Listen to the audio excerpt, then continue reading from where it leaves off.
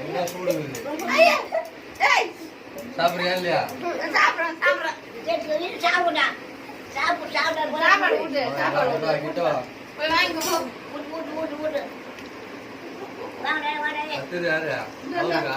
அவனு சுடுது.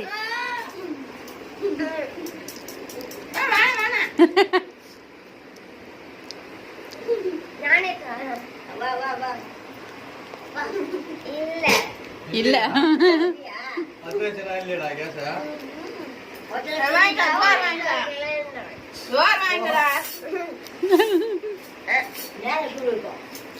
சாப்பாடு வாங்கிக்கோ.